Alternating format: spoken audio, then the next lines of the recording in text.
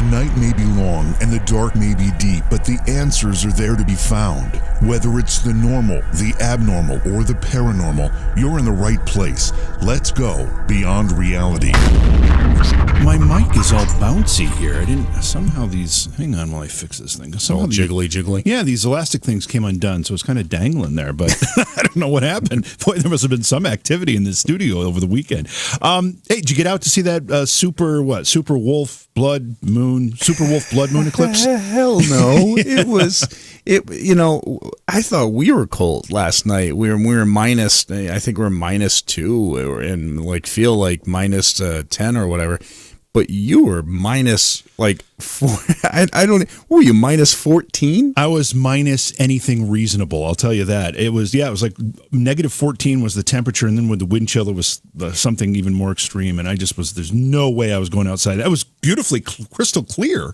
And the sky was perfect for viewing this phenomena, but no way was I going out. If you could survive. Exactly. I actually took like 15 minutes of time today. And today, I mean, right now we're 2, we feel like -9, and it's been low all day, which is crazy because the day prior we were at almost 50 degrees. Yep. But so I went out to hook up one of those iRing, those Ring doorbells with a camera on it, and all I needed to do was screw it in. It literally, everything was already set. I did it all in the house, and Jim, I was in so much pain. My fingers felt like it was insane. And I dealt with cold. You and I used to be up at my inn up in New Hampshire, and it'd be minus 15, and we'd be outside doing, but it's a dry cold up there.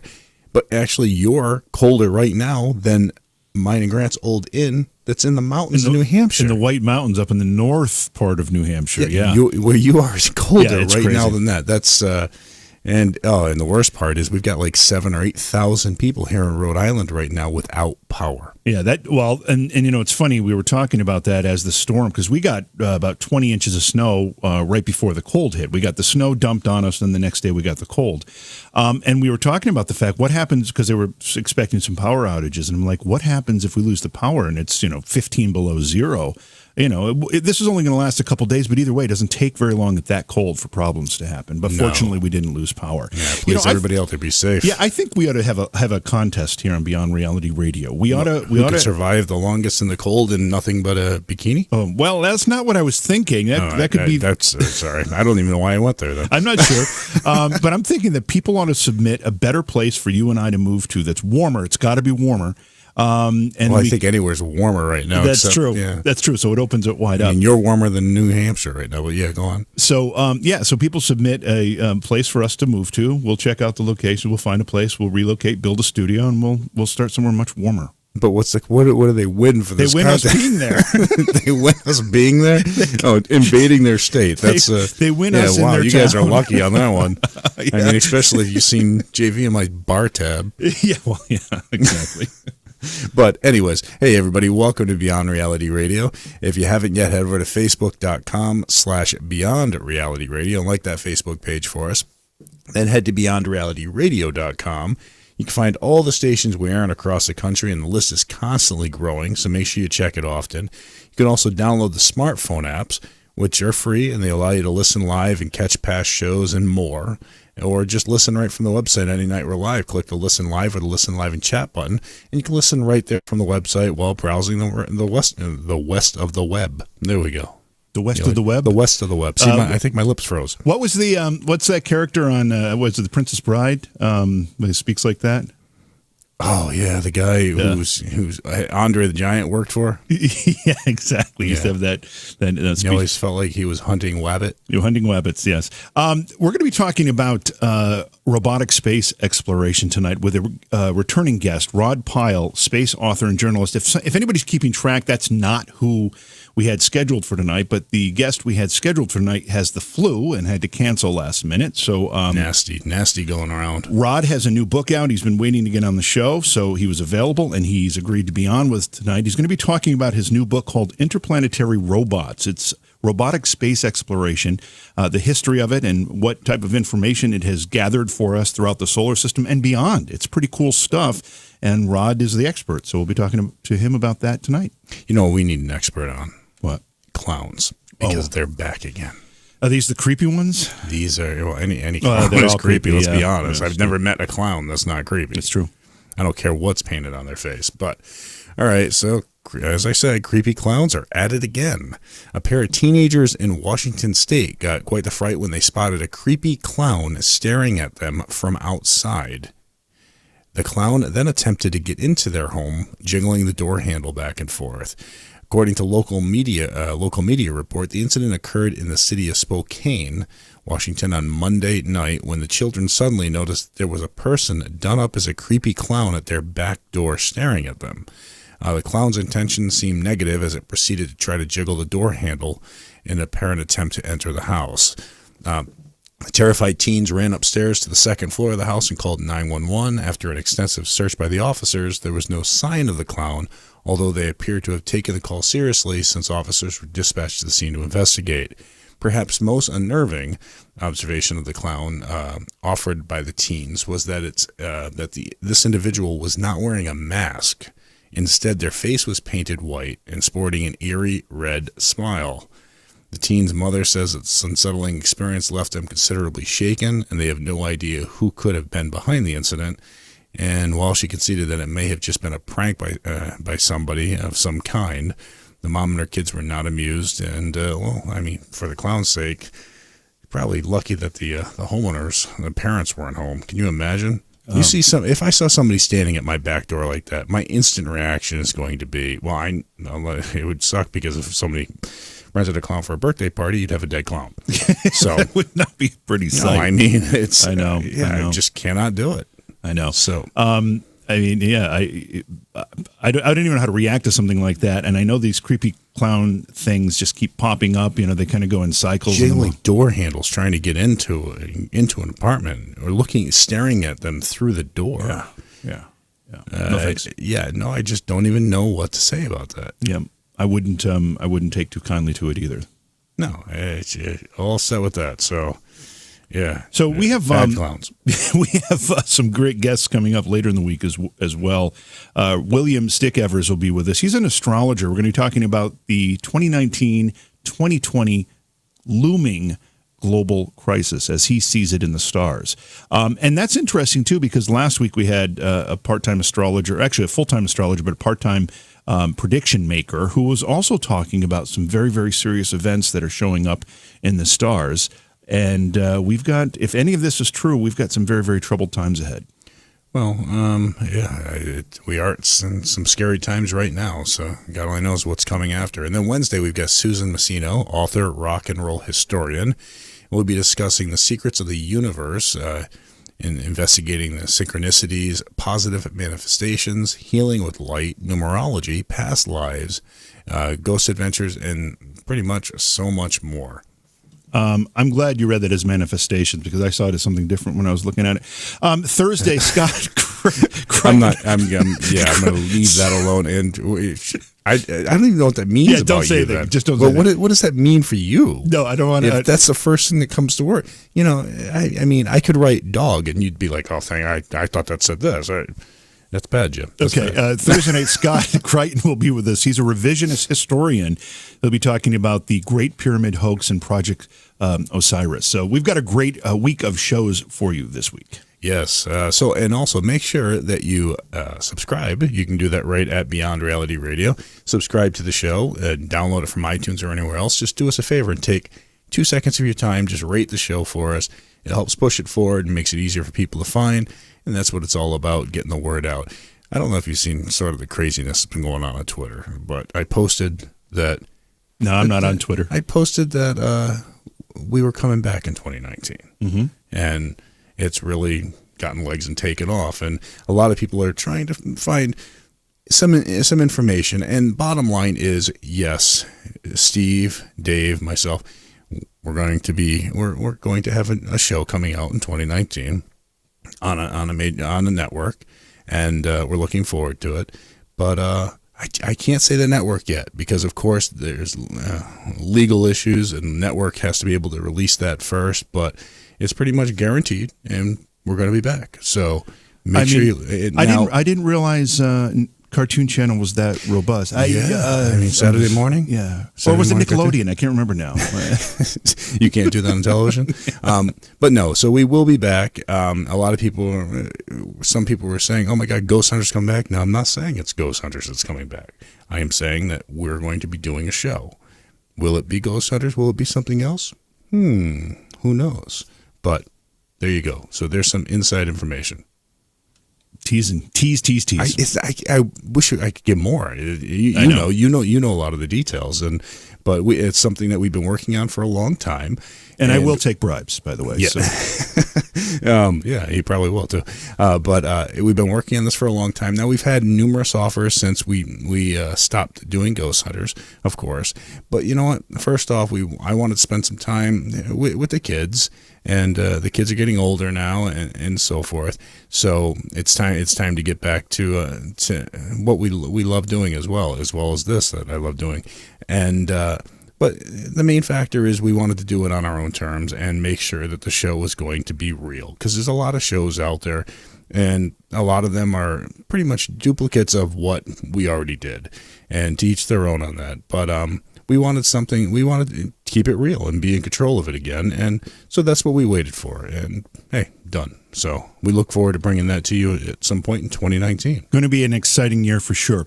All right, we're going to take a break. And when we come back, we'll bring our guest in. Rod Pyle, space author and journalist, is joining us tonight. It's Beyond Reality Radio, Jason and JV. Did you know that online retailers like Amazon have constant deals that can save you money on the things you buy every day? It's no joke. Save 40%, 50%, even 80% on great products. And all you have to do is know about them. Noodle Shark is the way to be alerted when something good is coming your way. Noodle Shark is the social media page that lists great deals that not only save you money, but give you the deals before anyone else has them. All you have to do is find Noodle Shark on Facebook. Search it as The Noodle Shark. That's The Noodle Shark, because you deserve to save too. Become a shark and save. By the way, we're still excited to have all those new affiliates joining the affiliate list over the last couple of weeks, and we won't list them now because we've done it before, but thanks to all the stations that are joining the family. Absolutely, and we look forward to a bunch more being added relatively soon. Yeah, it's always great to increase the ability to reach more people and add stations. So thank you to all those stations that have. And this channel, it's being spread like the flu. Yeah, in some cases, people feel the same way as if they've gotten the flu when they listen. Anyway, so tonight we're going to be talking about robotic space exploration with Rod Pyle. Rod is an expert on the topic. His newest book is called Interplanetary Robots. If I have that right, Rod, I'm never sure because you always have stuff in the works, stuff being released. But welcome back to the show. It's great to have you back with us. Thanks for having me back. I'm excited to talk about it.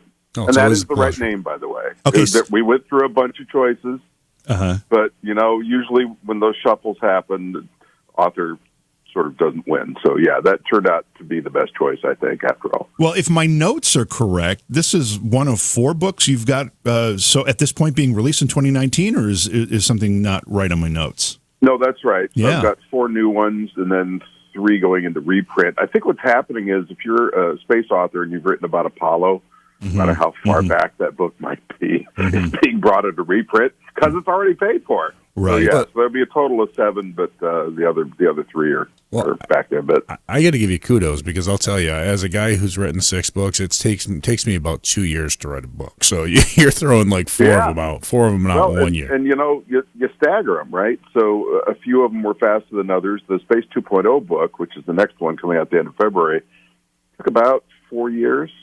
Because it was policy, and I hadn't done much of that, and I had to interview all these people from space agencies all over the world and stuff, and I thought, geez, this is a lot of work. It's like being a real author, so that was kind of a wake-up call. But, yeah, I hear you, man. It's a lot of work. So the first question is, I don't know where you are in the country. In the Northeast, it was so cold that I couldn't get myself to venture out to see this eclipse last night. Did you get out to see the Super Wolf Blood Moon eclipse? I did. I live in Southern California in Alhambra, where it plunged to about 50 degrees. So I braved the horrible temperatures outside, only to find that halfway through it got clouded out. So I got a little bit of a look, and then I got clouded out.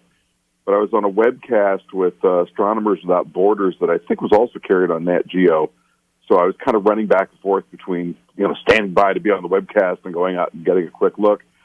But, and it's funny, as these the years go on, the names of these eclipses seem to get more dramatic, don't they?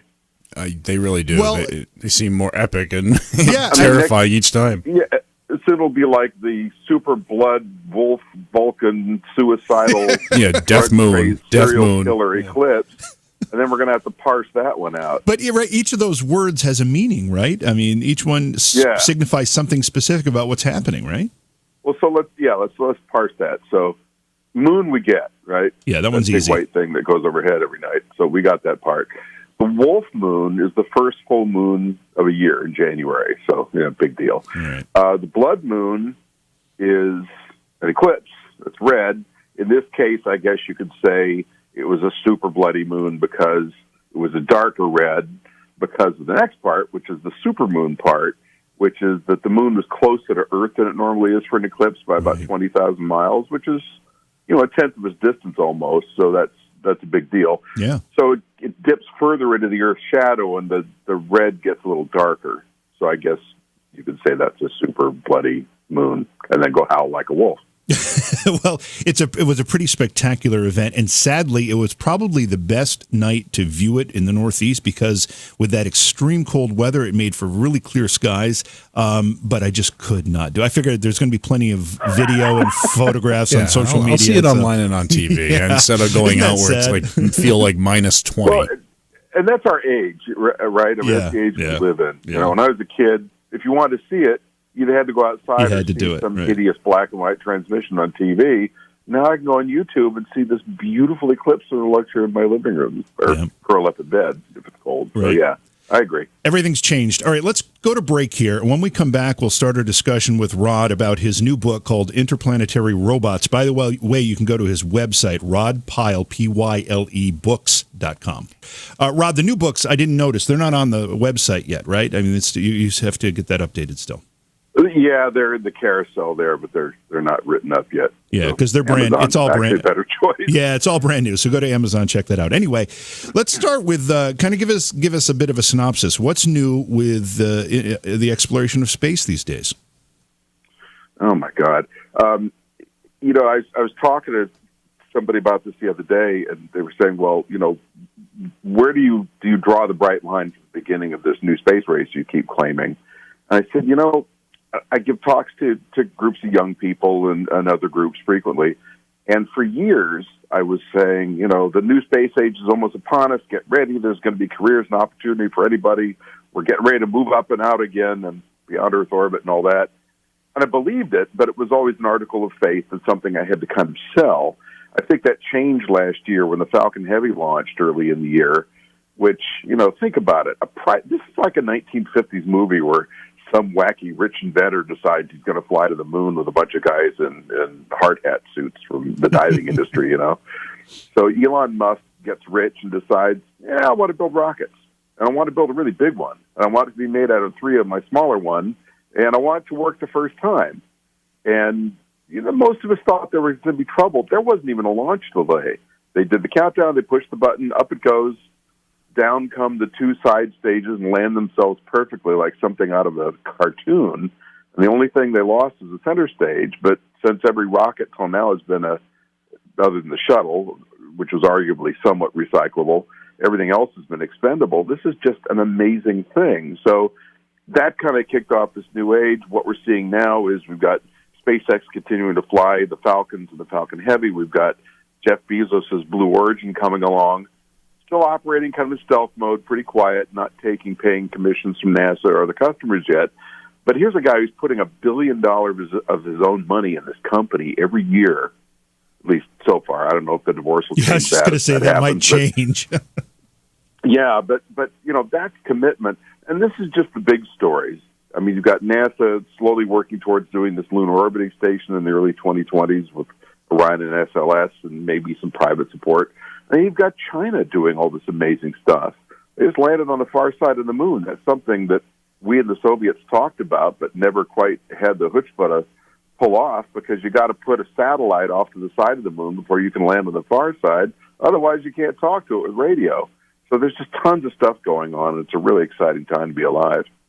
So the book itself, Interplanetary Robots, obviously that's a very specific title. So what are we talking about? Why did you decide to write this one? I had written Amazing Story of the Space Age, which was a look at some of the amazing flown and wacky unflown human spaceflight missions of the 1950s, 60s, and 70s. Everything from planning to build military bases on the moon to huge rocket ships powered by atomic bombs.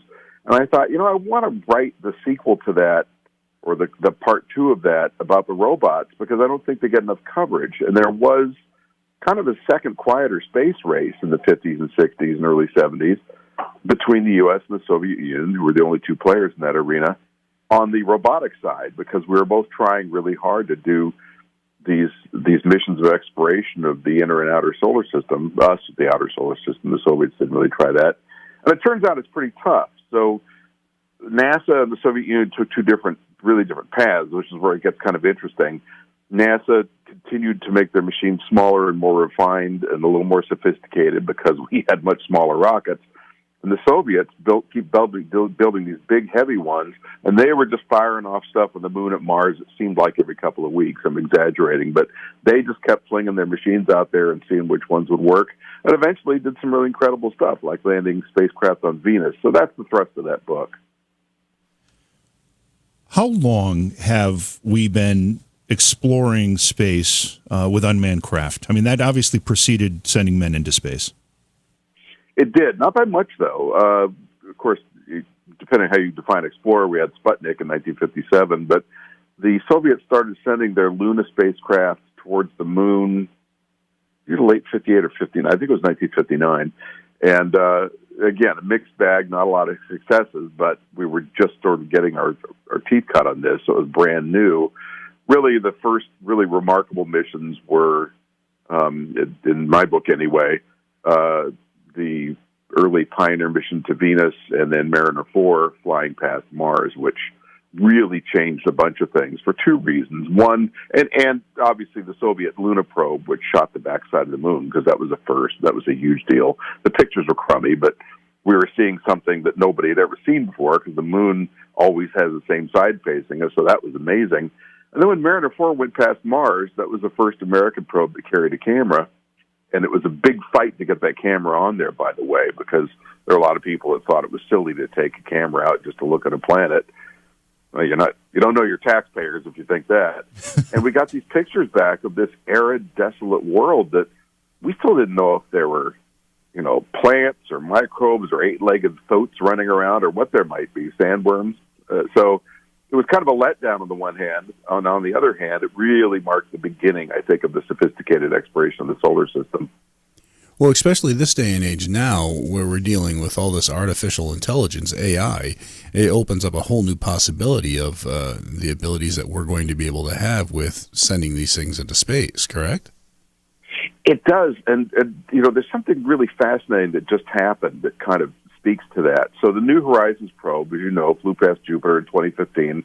Then it just a month ago flew past Ultima Thule, which was this object another billion miles past Pluto out in what's called the Kuiper Belt. It'll look like a big diseased bowling pin. Now, they're doing this flyby with a spacecraft that's about 7 hours away. Is it 7 hours to 12 hours? I think it's 7 hours away, one-way transmission time. So it's got to have a fair amount of AI in it, because it's got to be able to take care of its own business, even though it's just a flyby. It only was a couple thousand miles away from the planetoid, so it needed to be pretty sophisticated. And yet the computer on board, that chip design, was baselined in about 1990, because when you're flying the outer solar system, you got all this radiation cooking everything. You need a chip that's been hardened by the military. Takes a long time to do that. They're very expensive, so they tend to not do it very often. So the original design of that chip was very antiquated by today's standards. So that's how efficient their programming and their AI capabilities have gotten at NASA and at some of the other space agencies. When we talk about these first really groundbreaking unmanned craft, you mentioned Pioneer, you mentioned Mariner 4. I don't remember the dates of those. What are the dates we're talking about? Pioneer was 1962, I think, and Mariner 4 was 1965. 65. So pretty early. You know, you think about technology at that point. I mean, clearly computers were in their infancy. Cameras themselves were certainly not as capable as they are today. I mean, how was it even possible that those craft could actually send any useful information to us?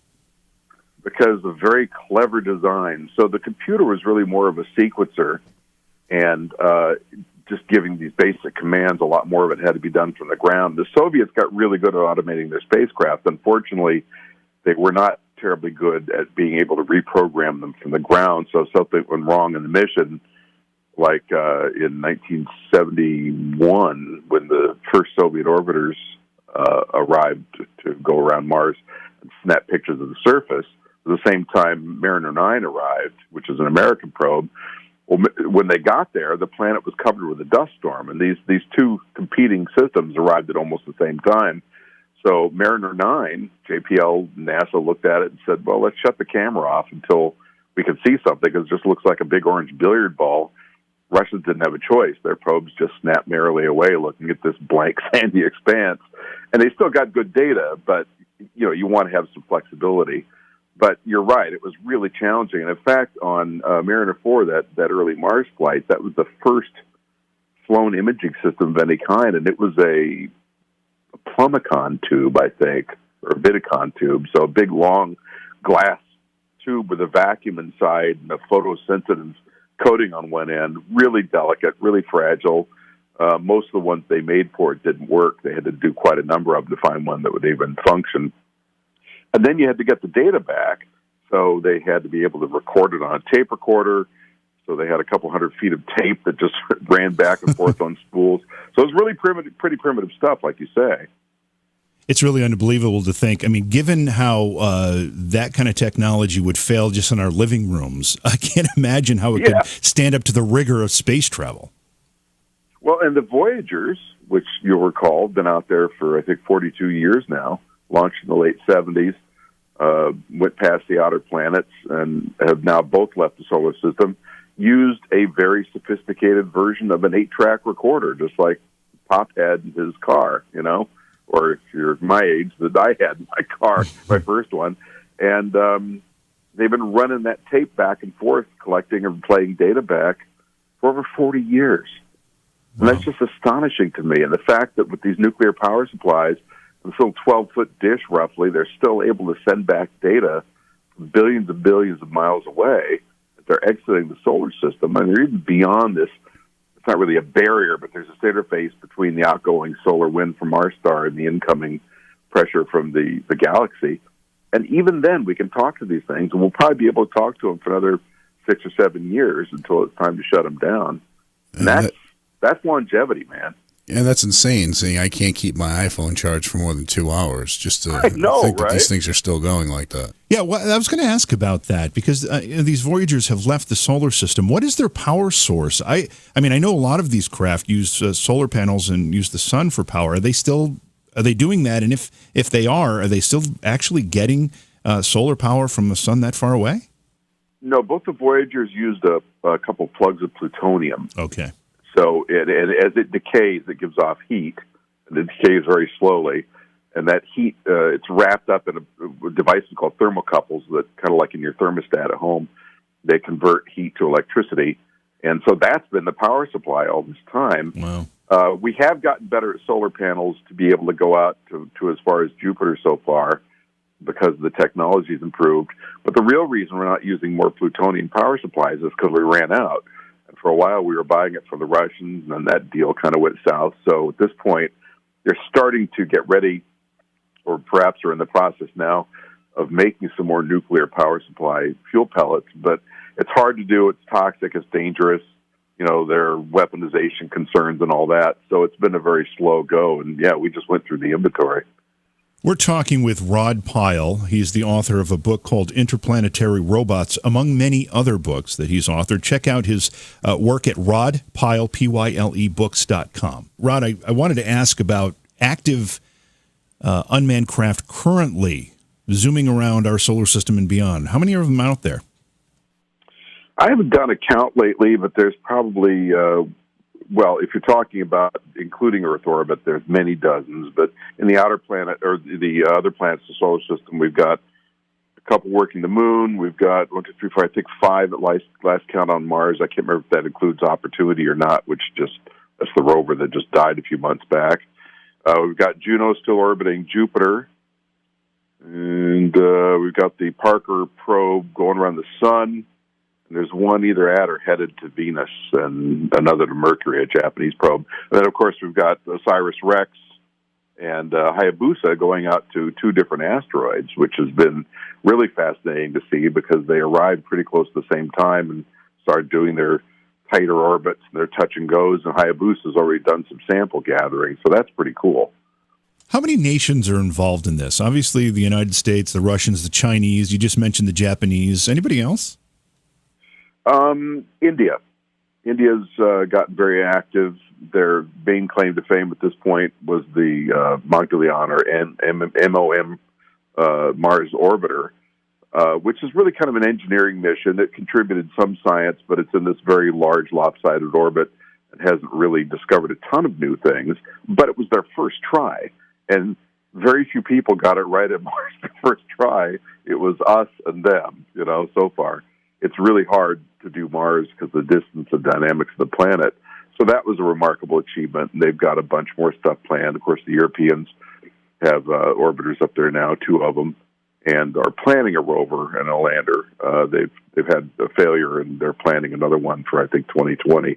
And then, of course, we have the Mars 2020 rover going up, which will soon be renamed by another student contest, so some plucky young individual will come up with a cool name. And that's going to be an interesting mission because it's an astrobiology mission, so it's really starting to look for signs of past or present life. And that's what we've been waiting for ever since Viking landed and kind of didn't answer that question, even though it tried. I imagine that these craft take many, many years to design, build, and eventually get into space. Would that be an accurate statement? Yeah, and some of them are built at JPL, some are built at other contractors, although fewer and fewer, other field centers, although fewer and fewer of that is done. Most of it's either JPL or at a private contractor. So Lockheed Martin kind of has a series of lander and orbiter bus designs they work on, and then JPL does a lot of the construction themselves. But yeah, it's years and years and years, and you've got to make design decisions, both in terms of hardware and software and everything else, as soon as you can, because you got to test all that stuff to death so it'll do what JPL is famous for, which is going on up and operating for 10 years. So if that's the case, then, and I know that we've seen tremendous advancements in technology just in the last 10 years. Things have changed so rapidly, at least from my rather mature eyes. So are we currently using the most capable and newest technology on these craft, or are we about 10 years behind? Well, it depends on which part of it you're looking at. So that's sort of bifurcated answer. On the one side, we're tended to use fairly conservative designs for the big, expensive missions. So older radiation-hardened computer chips and sometimes older mechanical designs, because you want something that's well-tested and bulletproof, because you don't want some dumb little thing to cause the failure up there, like a stuck lens cap or something, which has happened. On the other hand, for some of the smaller and more fleet-of-foot projects, they've been using increasingly off-the-shelf hardware, electronics that aren't quite so robust but aren't as expensive. They're willing to trade a little bit of life at the back end of the project, and also a little bit of capability for much lower cost.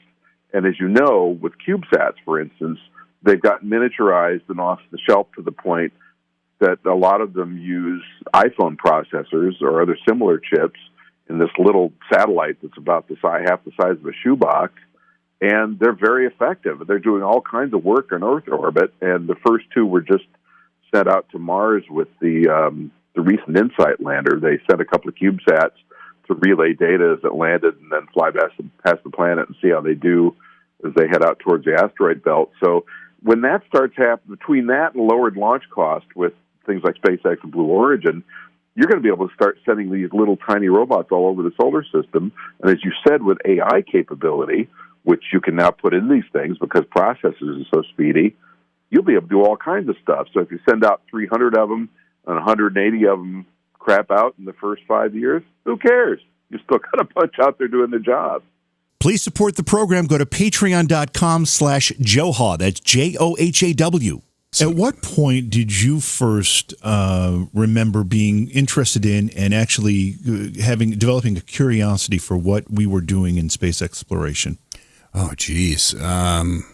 Honestly, probably early 80s. I mean, was there an event that really made you pay attention? I don't think so. I think it was more that it was, well, I remember there being an eclipse at one day while we were in school, and it was one of those things where it was cool because you had all the glasses and everything else, and that really piqued my interest into just space in general. But yeah, and I'm not sure. But it's strange because this day and age, you see where, years ago everybody was so embedded in everything that was going on in space, and now a lot of people just take it for granted. 90% of the people out there really have no idea what's going on up there. Yeah, I mean, there were the few events like the moon landing, those types of things captured the nation. Now it's almost, okay, well, there it is on the news. That's kind of cool. Exactly.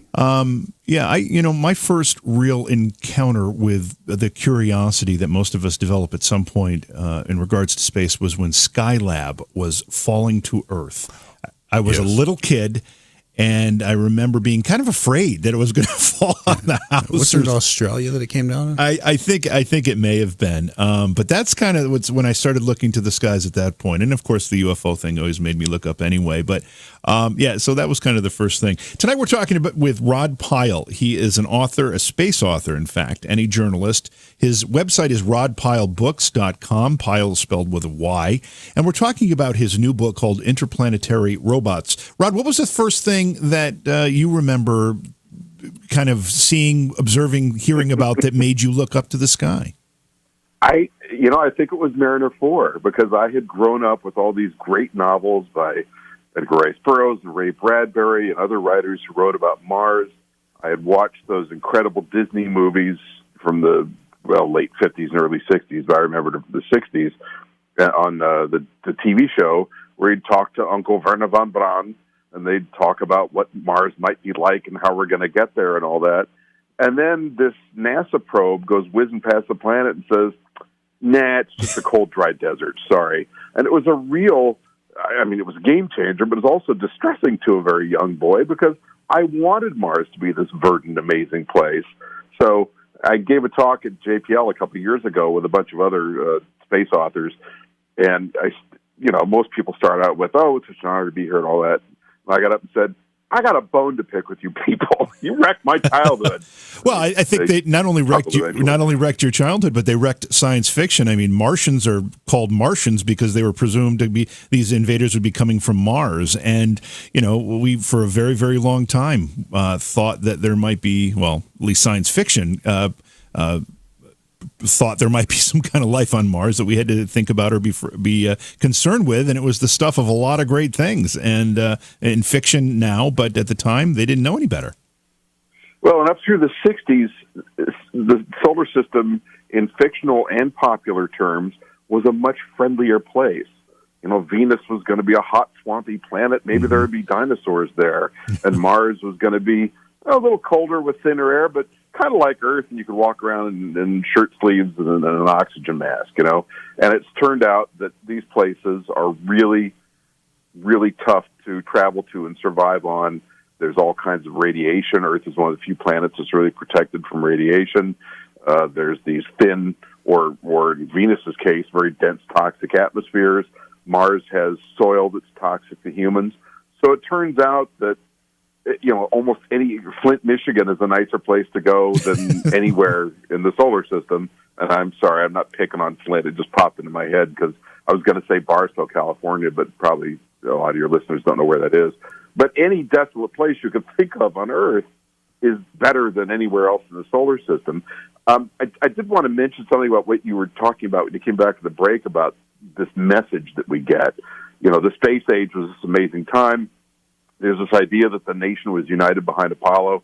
I was just correcting an article. I edit a magazine for a group called the National Space Society, and I was editing an article written by a young man about the shift in perception of the space program. And there's this idea people have that there was this golden era where everybody was united in the interest in going to the moon. And, the actual level of interest in the public is about the same as it is now. Really? And it flexed a lot. When there is the fire, Apollo 1 fire, interest went up and then crashed. Apollo 8 orbits the moon, interest slams the ceiling. Apollo 11, Apollo 13, of course. But those interim missions and the ones after Apollo 13, it tapered very quickly. People just get lackadaisical very fast. What's different now is, instead of having, as you know very well, better than I, instead of having the media controlled by a handful of radio and TV networks, we've got access to everything.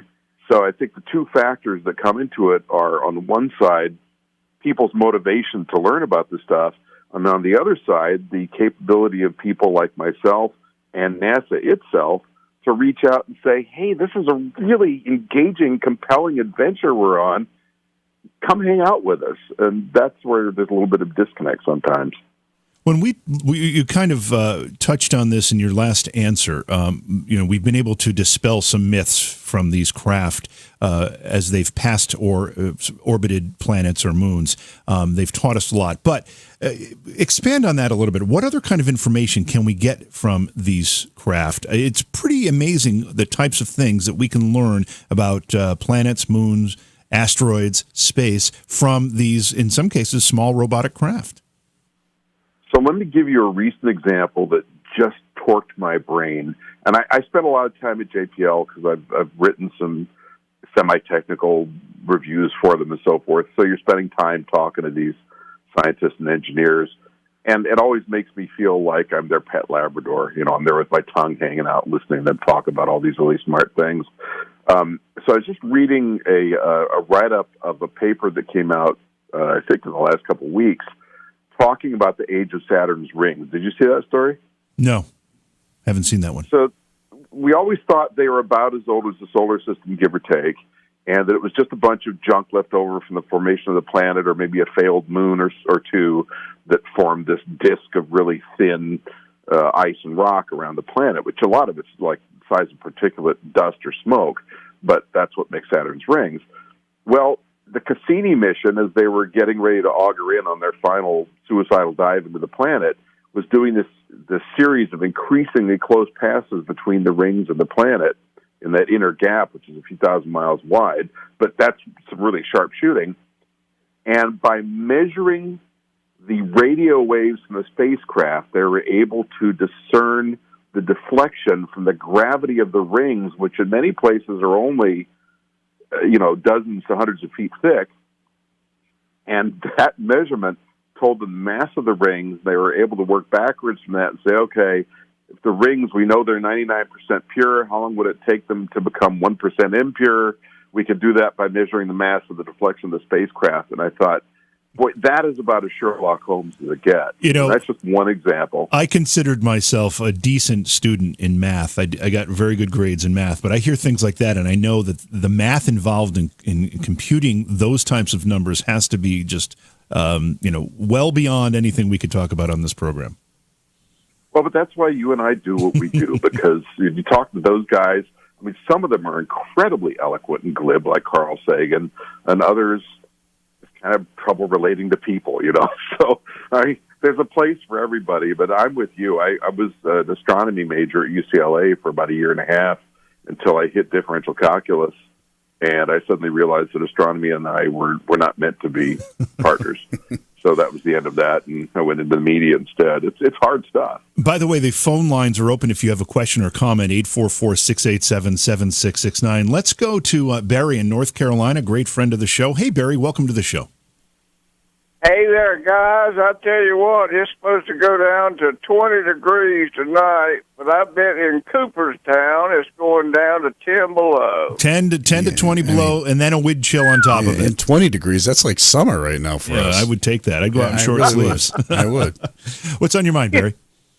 Hey there, listen, I wanted to, this is a little bit of a funny thing, but I know Rod, you've been asked 1,000 times, are you any kin to Gomer Pyle?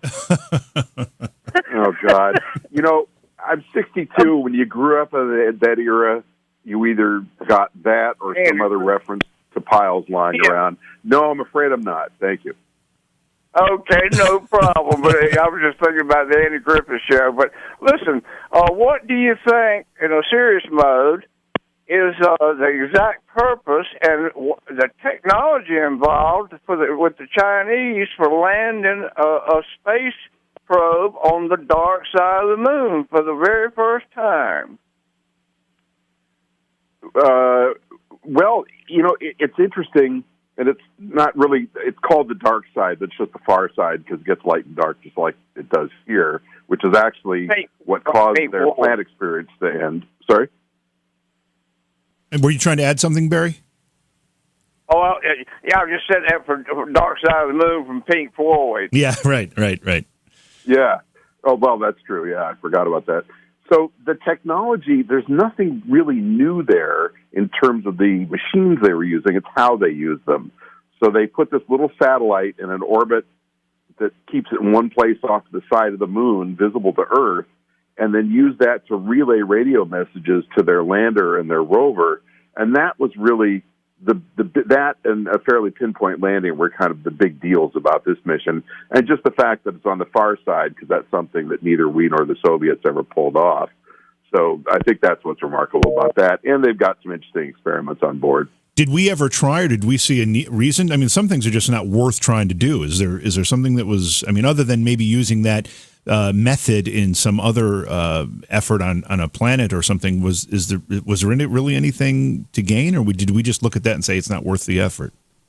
No, I think there was interest in it. It was a money problem. There was actually talk about possibly sending one of the Apollo missions to the far side, and you've got an area which is actually where the Chinese probe landed, called the South Aitken Basin, which is this enormous impact feature. And the nice thing about these huge, it's almost like a huge crater, except bigger, is that Mother Nature's done your work for you. If you want to see what's in the bedrock of the moon, you just land there, and nature already punched a big hole out. You don't have to drill or anything. So that's a spot of great interest scientifically and geologically. Another thing that you're going to see increasingly the lunar probe's looking for is natural resources. We're pretty sure there's water ice on the moon. We know because the Apollo program, the Soviet sample returns, that there's metal and oxygen and a lot of other stuff, the glass that could be used out of the lunar soil. And that stuff's just sitting there. So rather than spending what I think now is about $8,000 or $10,000 a gallon to launch water up into orbit, we can just go get ice from the moon and melt it down and use that. And that gives you drinking water, rocket fuel, breathable oxygen, all that stuff. So increasingly, I think we'll see that going on. We're talking with Rod Pyle. His new book is called Interplanetary Robots. His website is rodpylebooks.com. He has a number of books to his credit as well. He's written a lot of stuff. You can find out more information about Rod by going to his website, rodpylebooks.com. Rod, this is a short segment. You've got a bunch of books kind of spanning space topics. If someone was unfamiliar with your work, where would you recommend they start? Oh, in terms of which to read? Which book, yeah. Yeah, I think the easiest, unless you're, for this year, a lot of people are going to be looking for Apollo books, and I've got 3 of those now, 2 in reprint and 1 new, so you can find any of them. But I think just in terms of a general point of entry, either Interplanetary Robots or Amazing Stories of the Space Age, just because the publisher was kind enough to kind of let me have my head, and I could have fun with it. So, sometimes these books can get kind of dry, and you're kind of marching through this progression of this machine did this and this did that, here are the specifications, all that. But when they give you a free hand to kind of tell some of the inside stories and look at some of the humor in this, because the space race especially was a time when things were moving very quickly and they were making decisions by the seat of their pants because we hadn't done any of this before. And there's some really zany stuff that went on, so I tried to pull some of that out of the stories. Did I read this correctly? Is Buzz Aldrin going to write a foreword for you? He wrote one for my next book, which comes out at the end of February, which is called Space 2.0, and that's about private space, new NASA, international sector, looking ahead about 20 years. And then he also was kind enough to write one for the Apollo book called First on the Moon, the Apollo 11, what is it, Apollo 11 50th Anniversary Experience. Subtitles are kind of long. because I work with Buzz, I've worked with him on a few books over the years. He's also at the Board of Governors of the National Space Society. I edit their magazine, so we got to know each other there, and boy, was that wonderfully serendipitous for me. I was just going to ask, what's it like to meet what I would consider to be a legend, especially when it comes to breaking new ground, expanding the frontier, doing all the things that we give credit for those who jumped on covered wagons and went west for, but multiplied by 10. Yeah, or 100. I've met a bunch of the moonwalkers. They're all different people. Most of them are very gracious, and they know their place in society and appreciate it, and there's a certain humility there. In Buzz's case, I think what takes him another step beyond, in a sense, that was pretty good. See what I did there? Is that he's, besides being just almost frighteningly brilliant, it's like there's 5 brains in there all talking at the same time. Here's a guy who came back from the moon, and he's written about it, so it's no secret. He had a very tough time with coming home. He had a very judgmental father who said, yeah, that's nice. What are you going to do next? Oh, man. And, struggles with alcohol and depression and so forth. But he recovered from that, and throughout, to this day, his entire focus, and I interviewed his son, he'll tell you the same thing, is about furthering the agenda. He wants to see us get back out there, get out of Earth orbit, keep going, back to the moon, go to Mars, stop sitting around. We've got to work with the Chinese. That's great. They make good partners. And he's really progressive and incredibly imaginative and visionary in that way. And that's something I really appreciate about him. All right. Our phone number is 844-687-7669. Don't forget, tomorrow night, William Stick-Evers will be with us. He's an astrologer. We're going to be talking about his predictions of the 2019-2020 global crisis. This is pretty dire stuff. And there's been a few people that have been predicting economic and environmental catastrophe in the next few years. So, when you start hearing a chorus of this, it's worth talking about and listening to these folks and kind of getting an idea of what might happen and is there a way to stop it. So you saying I should take all my money out of the bank right now? Because that $32.80 might shut down the bank. You're right. And I'm not telling you to do that, but I will tell you the guest last week was telling people to do that. Oh, well, that stinks. All right. So on Wednesday, we're going to cause a run on banks. I know. we got Susan Massino on Wednesday, author and rock and roll historian, and we'll be discussing the secrets of the universe and also synchronicities, positive manifestations, healing with light, numerology, past lives, and the list just goes on and on. So make sure you tune in. It's going to be some great shows. Yeah, a lot of great stuff coming up. As we've got a great one tonight, too, with Rod Pyle. Visit his website, rodpylebooks.com. Pyle is P-Y-L-E. His new book is called Interplanetary Robots. We're talking about unmanned spacecraft as they've traveled throughout the solar system and beyond. And Rod, again, thanks for being here with us. When we look at the planets of the solar system, I'm not even sure at this point if we've got 9 or 10, but which planets have we landed craft on? We have the Soviets landed on Venus. Americans did a couple of drop probes there, but no soft landers. And then the American program has landed a number of spacecraft and rovers on Mars. We, of course, landed on the moon, and that's about it. You can't land on Saturn or Jupiter because they're gaseous, except way down in the core beyond where anything can survive, as are the other planets all the way out to, except for Pluto. But now we recognize the planet. It's funny you mentioned the planet thing because when I worked at Caltech briefly as a writer, and Mike Brown is a professor there who's famously self-proclaimed Pluto killer and supposedly got death threats for it and so forth. So while I was there was a lot going back and forth about not only should Pluto be reinstated as a planet. He said no, because there's other objects out there that aren't in the same kind of orbits or they're actually better orbits than Pluto, more like planet orbits that are the same size or larger. So we can't call Pluto a planet anymore. It's a planetoid and all this kind of stuff, or a dwarf planet, I guess, is the sort of pejorative term. And now there's all this talk about Planet X or the new Planet 9 out there, this big, dark, hard-to-find thing somewhere way out in the Kuiper Belt beyond Pluto's orbit that seems to be what's shoving all these other items around. And accounting for these kind of weirdo orbits as you get out to the edge of the solar system, but they can't find it. So there's a lot of discussion happening about that, which is one of those really cool stories that will probably unfold in the next couple of years. We and forgive me, I should know the answer to this myself, but I know that we recently landed, I believe, a probe on Mars that was able to drill into the surface deeper than we've been able to do that before. Are we getting data from that, or did I dream this whole thing? No, that's Mars Insight, and that was pretty recent. Okay, and you're right on the money. So that is a geophysics mission.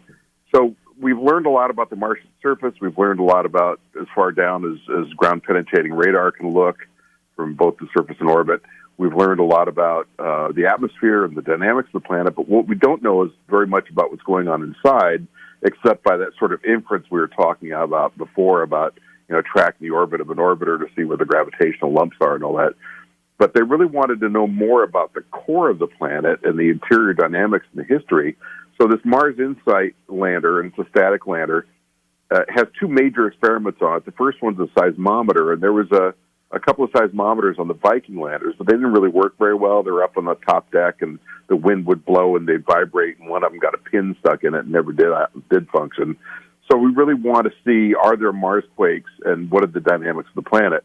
So the best way to do that is to have a separate seismometer. It looks like a chafing dish almost, and a robotic arm picked it up and set it on the surface on a nice smooth spot. They found a nice smooth area to land, and that started to send back data. I think they're calibrating it now, actually. And, of course, there's a camera because they all carry cameras now.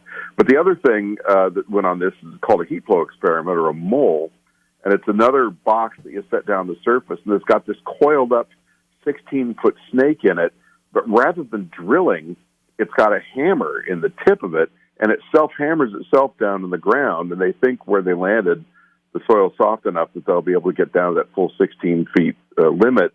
And here again, the genius of NASA and JPL, the scientists that work there, by looking at the way heat leaves the planet and travels around the rocks around this 16-foot borehole, they'll be able to extrapolate how things work much deeper inside.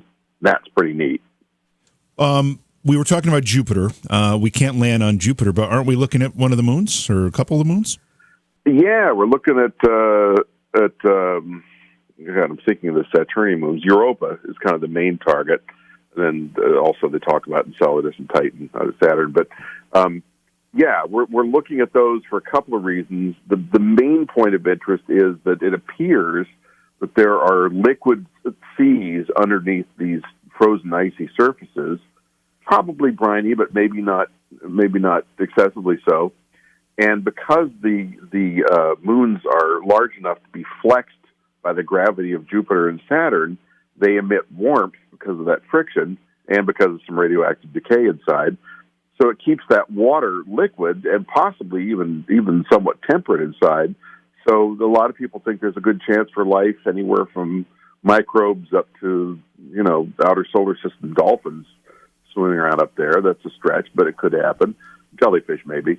And so we really want to get a lander there. So they're sending out the Europa Clipper mission, which is going to be an orbiter, and they'll kind of pick up where Cassini and Galileo left off in trying to go through go through these plumes of geysered water that come up out of these icy worlds and taste them and see what kind of organic elements and so forth you can find in those plumes. Then eventually they'd like to land and drill down and get beneath the ice, but that's a much bigger technology project. Well, so right now it's pretty much all governments that are doing this interplanetary travel, correct? And so, but not for long. Well, and that's what I wanted to get to. First off, how long do you think before some of these tech billionaires start doing it, and what do you think is holding them off from it right now? Is it, like you were saying, the powering the systems with the plutonium and things of that nature? Well, I think what's holding off the billionaires is a customer. Unless NASA's going to at least partner with them, they don't have any reason to go beyond the moon.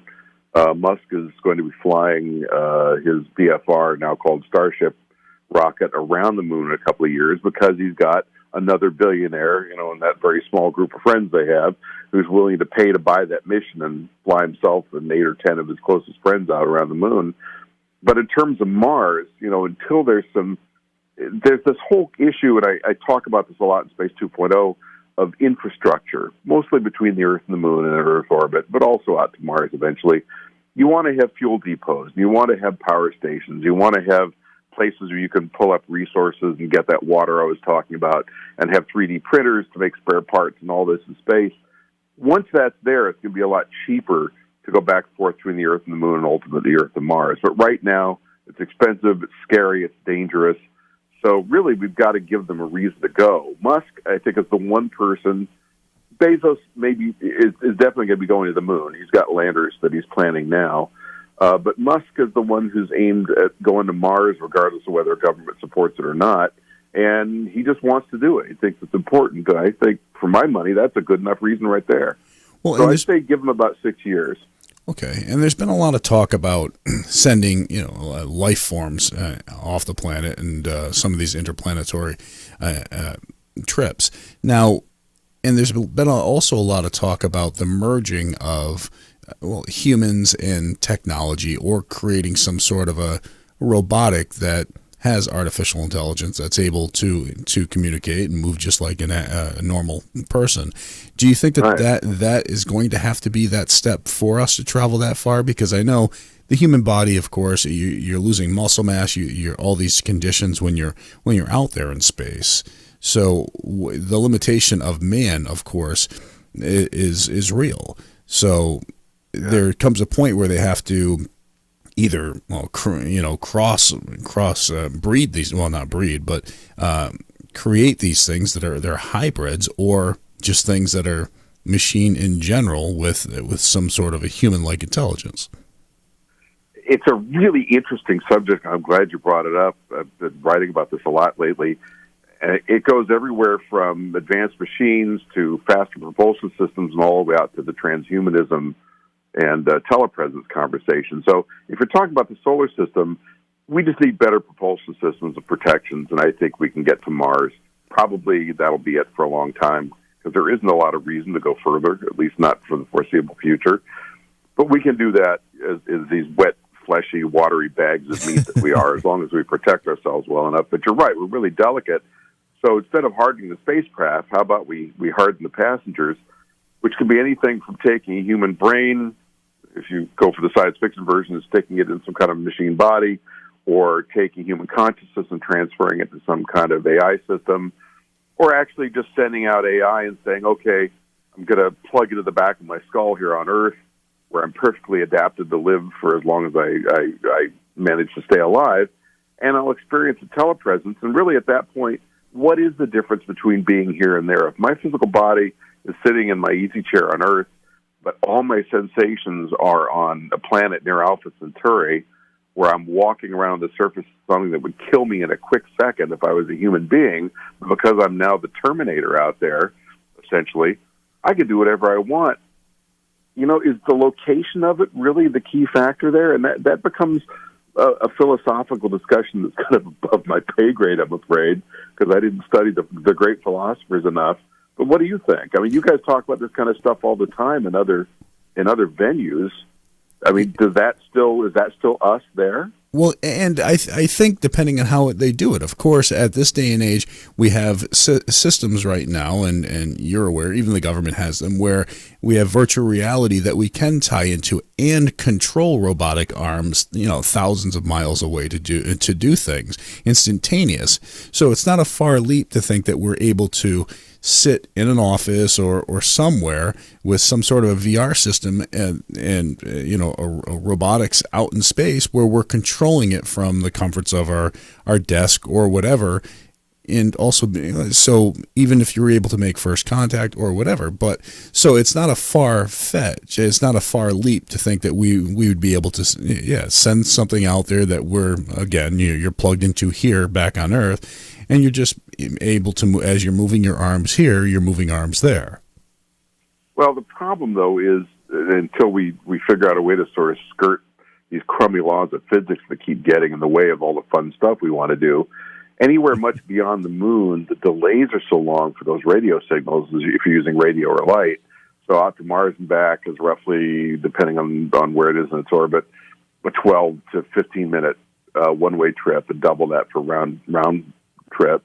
If you're talking about Alpha Centauri, it's 4 years out and 4 years back, and it's going to be a real boring thing to wait for your arm to move. Right. So, that's the one limiting factor there in terms of telepresence. So unless, they can figure out some way to communicate with quantum entanglement, which really smart people, Caltech, keep telling me probably isn't going to happen because it doesn't work that way. But it sure seems like if you got a quantum particle here and a quantum particle way out there, and they both do the same thing at the same time, there must be some way to communicate, but I'm told that that's not practical. It'd be cool if it was. It is. We've got just a couple minutes left with you, and I want to ask another science fiction hypothetical question here, just to get your take on it. We've had folks on the program that talk about hollow Earth theory, that there's actually civilizations below the surface of the Earth. We've often looked at the planets as uninhabitable in many cases, because they're just too cold. Is it possible that there is a hollow, name a planet, and there could be life, whether it's intelligent life or otherwise, living below the surface in a nice, comfortable environment that's warmed by the core of the planet? Well, in terms of the geophysics part of that question of how do you actually have a hollow core, I can't answer that one. I think that would be tough. But we do know that both the Moon and Mars have apparently extensive lava tube systems, and those are actually being looked at as a place to build settlements up there because they give us free radiation protection. You got this roof of rock over you. So could there be animals or creatures living down there? Absolutely. The atmosphere is a little thicker. They could be a little warmer. They definitely are protected from radiation and the other things that concern us about being on the surface. So, yeah, and I would love to, like I said before, I'd love to go down there and find Deja, the princess of Mars down there, but it's probably more likely we'll find some plants and microbes or something. The conversations are always fascinating when we have Rod Pyle on the program, and we appreciate him being here. Rod, again, the website is rodpylebooks.com, and where can people get a hold of the books? Amazon, Barnes & Noble, or anywhere else that fine books are sold, as the saying goes. Well, Rod, thanks so much for coming and hanging out with us again, and it's always a pleasure to talk to you, and we definitely got to do this again. Thanks. I can't wait to come back. I really appreciate it. I always feel dwarfed by the conversations that have to do with space and just the vastness and the distances and the complexity and the mystery of space and how little we really, really know. Really, I don't know. It is mind blowing. It truly is. It really is the final frontier, as Captain James T. Kirk tells us all the time. He wasn't real, right? Who? Wasn't that a documentary? No. It wasn't. You've thought this long that it was like a reality show. I thought that was a documentary series. Yeah. Anyways, hey, if you haven't yet, make sure you head over to facebook.com/Beyond Reality Radio. Like that Facebook page for us. Then head to beyondrealityradio.com, where you can find all the stations we are on across the country. And that list is constantly being updated with new stations being added all the time. And so check it often.